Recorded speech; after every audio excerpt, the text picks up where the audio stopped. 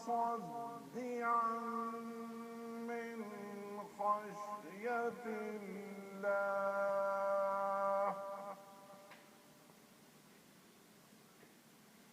وتلك الأمثال نضربها للناس لعلهم يتفكرون صدق الله العظيم.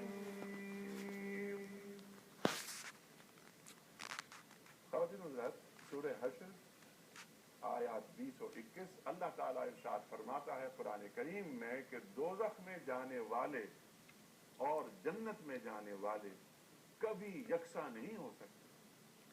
جنت میں جانے والے ہی اصل میں کامیاب ہیں.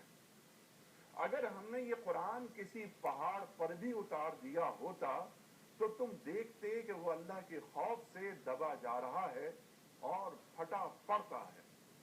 یہ مثالیں ہم لوگوں کے سامنے اس لیے بیان کرتے ہیں کہ وہ اپنی حالت پر غور کریں. صدق اللہ العظیم. خواتین حضرات، اس سے پہلے کہ پہلا سوال میں رکھوں ڈاکٹر سرفراز ایوان صاحب کے سامنے، کل کا سوال ہم نے رکھا تھا آپ کی خدمت میں کوئز کے حوالے سے، اس کا درست جواب اور آپ کا سوال. کل کا سوال یہ تھا کہ 10 ذی الحج کو جس دن قربانی دی جاتی ہے اس دن کو کیا کہا جاتا ہے؟ صحیح جواب یوم نحر. آج کا سوال نوٹ فرما لیجئے، اسلامی کیلنڈر میں ذی الحج کا مہینہ کون سے نمبر پر آتا ہے؟ اسلامی کیلنڈر میں ذی الحج کا مہینہ کون سے نمبر پر آتا ہے؟ 7واں، 10واں یا 12واں؟ صحیح جواب روانہ فرمانے کے لیے ہمارے فون نمبرز ہیں 009221043000980 اور 981. ہمارا ای میل ایڈریس ہے ps@duniatv.tv اور ہمارا SMS کا نمبر 3031. خواتین حضرات، چلتے ہیں ڈاکٹر صاحب کی طرف. اور ڈاکٹر صاحب سے پہلا سوال میں یہ رکھتا ہوں. ڈاکٹر صاحب، قرآن کریم میں مثالیں لا تعداد مثالیں، قدم قدم پر مثالیں اللہ تعالیٰ سمجھانے کی کوشش کر رہا ہے وضاحت کے ساتھ. بہت سی باتیں ایسی ہوتی ہیں ڈاکٹر صاحب جو ہماری سمجھ میں نہیں آتی.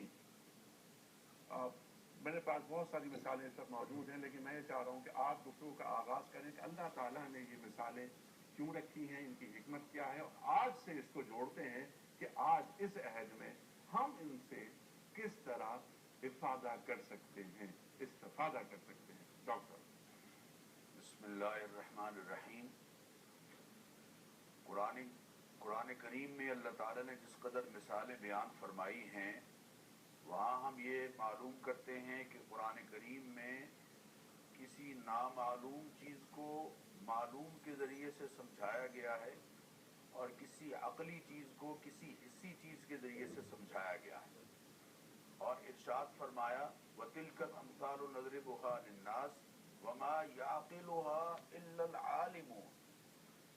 یہ مثالیں ہم نے انسانوں کے لیے بیان کی ہیں، لیکن ان سے سمجھ بوجھ وہی لوگ حاصل کریں گے جو علم والے ہیں، یا تو اصحاب علم ہیں یا طالبان علم ہیں، یا اصحاب حق ہیں یا طالبان حق ہیں. وہ ان مثالوں سے یقیناً ادراک اور فہم اور علم حاصل کریں گے. چنانچہ نبی اکرم صلی اللہ تعالی علیہ وسلم جب یہ آیہ کریمہ تلاوت فرماتے تو آپ صلی اللہ علیہ وسلم یہ فرماتے کہ صرف الفاظ کے معانی کو جان لینا کافی نہیں. قرآن کریم کے عالم وہ ہیں جو قرآن کریم پر عمل بھی کرتے ہیں، اس میں غور و فکر بھی کرتے ہیں، اس کی منہیات سے رکتے ہیں اور اس کے اوامر پر عمل کرتے ہیں. اللہ تعالیٰ نے قرآن کریم میں بہت سی مثالیں بیان فرمائیں، لیکن اپنے بارے میں خاص طور پر یہ ارشاد فرمایا کہ لا تضربوا للہ الامثال، اللہ تعالیٰ کے لیے مثالیں بیان نہ کرو. چونکہ لوگ یہ کہا کرتے تھے کہ بادشاہ کے حضور میں اگر جانا ہو تو ڈائریکٹ جانے کی بجائے اس کے سفراء اور وزراء کے ذریعے سے بات اس تک کی جائے. اور آج بھی ہمارے لوگوں کے ہاں یہ کانسیپٹ ہے کہ جناب چھت پر چڑھنا ہو تو سیڑھی کی ضرورت ہوتی ہے، لہذا کوئی نہ کوئی درمیانی علاقہ اور راستہ جو ہے وہ تلاش کرنا چاہیے. اللہ تعالیٰ نے ارشاد فرمایا لا تضربوا للہ الامثال، میرے لیے کسی طرح کی کوئی مثالیں بیان نہ کرو، اس لیے کہ اجیب دعوت الداعی اذا دعان، میرا بندہ جب بھی مجھے پکارتا ہے میں اس کی پکار کو فوراً قبول کرتا ہوں۔ ان مثالوں کے ذریعے سے معلوم اشیاء کے ذریعے سے نامعلوم اشیاء کا ادراک اور فہم حاصل ہوتا ہے، اور حسی اشیاء کے ذریعے سے جو عقلی اشیاء ہیں اور علوم ہیں ان تک ادراک اور ان تک پہنچ انسان کو حاصل ہوتی ہے۔ آج میں خاص طور پر آج کے اس پروگرام میں آپ سے بھی عرض کروں گا اور ناظرین سے بھی کہ مثالیں تو قرآن کریم کی بہت سی لوگ ذکر کرتے رہتے ہیں، لیکن آج ایک ایسی مثال کا ذکر خاص طور پر لوگوں کے سامنے کیا جائے جس سے بہت سی غلط فہمیوں کا ازالہ ہوگا، اور وہ مثال اللہ تعالیٰ نے قرآن کریم میں سورہ ابراہیم کی آیت نمبر 18 میں بیان فرمائی ہے۔ جو آیت کریمہ آج آپ نے تلاوت کی، یہ اس کی مناسبت سے بہت آسانی سے سمجھ آنے والی مثال ہے۔ اللہ تعالیٰ نے یہ سمجھایا ہے، جو ابھی آیت آپ نے تلاوت فرمائی ہے آیاتوں میں سے پہلی آیت میں، کہ اعمال کی قبولیت کے لیے اولین شرط ایمان ہے۔ ایمان اگر نہیں ہوگا تو اعمال اللہ تعالیٰ کے ہاں بالکل زیرو ہیں۔ اس بات کو اللہ تعالیٰ نے قرآن کریم میں مثالوں کے ذریعے سے سمجھایا ہے۔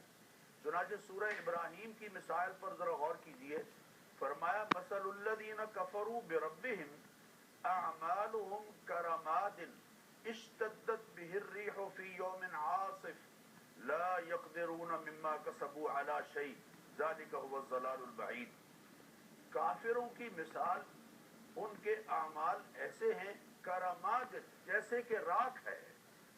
راکھ ایک بے جان چیز ہے جس کے اندر کسی طرح کوئی جان نہیں اور بے وزن ہے۔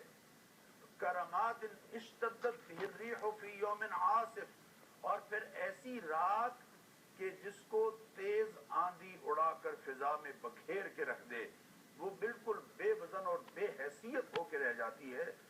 لا يقدرون مما كسبوا على شيء، جس طرح یہ راکھ بکھر کر بے حیثیت اور بے قدری ہو کے رہ جاتی ہے۔ وَقَدِمْنَا إِلَىٰ مَا عَمِلُوا مِنْ عَمَلٍ فَجَعَلْنَاهُ هَبَاءً مَنْثُورًا، لوگ یہ کفار ہمارے سامنے اپنے اعمال، ہم ان کے اعمال سامنے لائیں گے، لیکن فَجَعَلْنَاهُ هَبَاءً مَنْثُورًا، ہم اسے بکھری ہوئی راکھ کی طرح کر دیں گے۔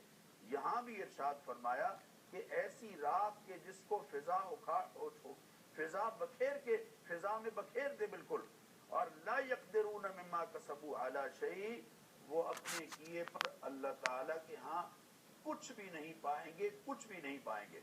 جو اعمال انہوں نے کیے ہیں ان کا اجر ہم دنیا میں ہی انہیں دے دیں گے۔ من کان یرید الحیات الدنیا وزینتها نوفی الیہم اعمالہم فیہا وہم فیہا لا یبخسون، جنہوں نے دنیا ہی کو مقصد حیات قرار دے دیا ہے اور دنیا ہی ان کے نزدیک سب کچھ ہے اور آخرت کا ان کے ہاں کوئی کنسپٹ نہیں، ان کو ان کے اعمال کا دنیا میں اجر ہم دے دیں گے، پورا پورا اجر دیں گے۔ وہم فیہا لا یبخسون، کوئی کمی نہیں چھوڑیں گے۔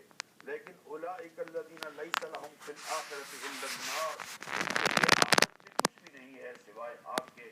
تو مثال کے ذریعے سے یہ بات سمجھائی کہ کفار کے اعمال راکھ کی طرح ہیں، ایسی راکھ کہ جسے اڑا کے فضا، تیز آندھی اڑا کے فضا میں بکھیر کے رکھ دے۔ دوسری مثال سورہ نور میں ہے جس کے بارے میں بعد میں عرض کرتا ہوں۔